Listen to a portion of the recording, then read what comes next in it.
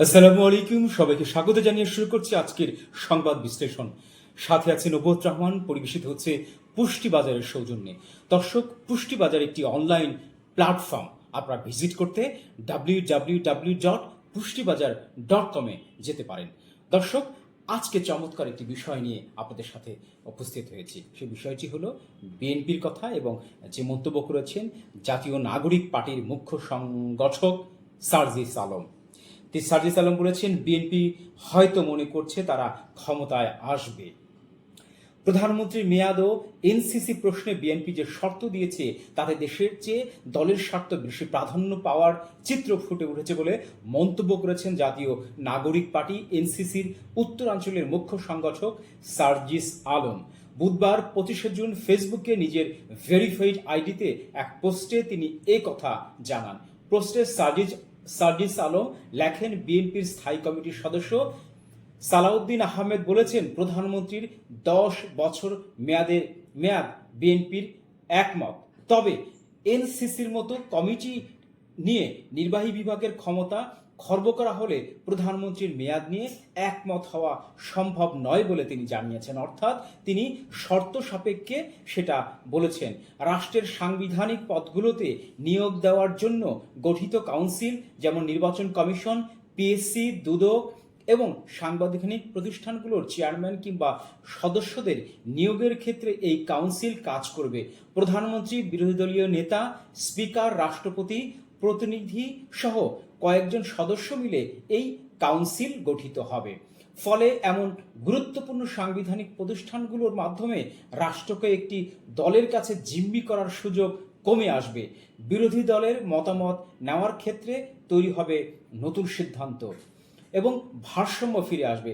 দলীয় আনুগত্য প্রদর্শনকারী এবং ব্যক্তির চেয়ে অধিক যোগ্যতা এবং অধিক গ্রহণযোগ্য ব্যক্তিরা এখানে স্থান পাবে। চাইলেই যাকে তাকে বসিয়ে নির্বাচন ডাকাতি করা যাবে না। দুদকের চেয়ারম্যান বসিয়ে সেখানে লুটপাট করা যাবে না। দর্শক, বিএনপি কিন্তু একমত হতে পারেনি। কি চাচ্ছে বিএনপি স্পষ্ট এখানে জানা যাচ্ছে যে আলোচনা হয়েছে সাংবিধানিক যে প্রতিষ্ঠানগুলো রয়েছে, যেরকম নির্বাচন কমিশন, দুদক, পিএসসি, এই নিয়োগগুলো তারা অনেকগুলো ব্যক্তি মিলে একটি কমিটি গঠন করে তারপরে সেখানে নিয়োগ প্রাপ্ত হবে। এই জায়গাগুলোতে কিন্তু বিএনপি একমত হতে পারছে না। বিএনপি চাইছে একটি মানুষ, একটি ব্যক্তি এই সমস্ত নিয়োগ তিনি করবেন।